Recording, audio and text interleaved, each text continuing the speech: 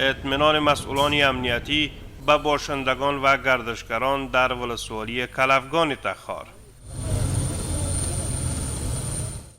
مسئولان پلیس قماندانی امنیتی کلفگان در جریان استهای بازرسی تاکید می‌کنند که نهادهای مشترک امنیتی امارت اسلامی به خاطر تأمین امنیت مال و جان مردم از هیچ نوع سعی و تلاش دریغ نمی‌ورزند و به هیچ فرد و یا گروه اجازه نخواهند داد تا آرامش مردم را در این ولسوالی برهم بزند.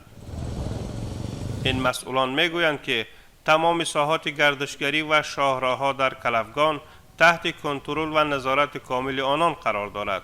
الحمدلله چک پاین ما گزمه ما فعال است.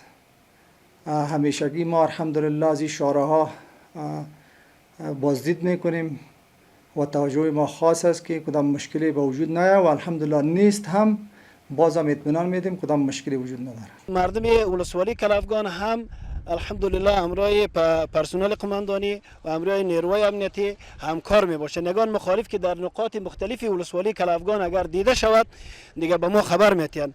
از سوی هم شماری از باشندگان کلفگان مخصوصا تاجرینی که از مسیر این ولسوالی به ولایت‌های تخار و بدخشان رفت آمد می‌نمایند از تأمین امنیت و برخورد نیروهای امنیتی این ولسوالی ابراز خرسندی نموده و امنیت را در این شاهراه در بهبود وضعیت اقتصادی و تجارتی این دو ولایت مؤثر عنوان می‌کنند. شبم سفر کردیم، روزم سفر کردیم، هیچ نوع مشکلی نبوده. نیروهای امارت اسلامی واقعا که برخوردشان خیلی عالی است.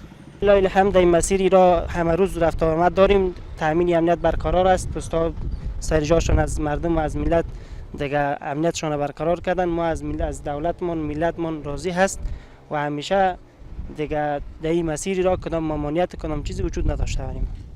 کلفگان یک از ولسوالی‌های زیبا و سرسبز تخار و شاهرای عمومی تخار و بدخشان است که روزانه صدها تن از این مسیر رفت آمد نموده و این ولسوالی ظرفیت بالایی در بخش گردشگری و زراعت دارد.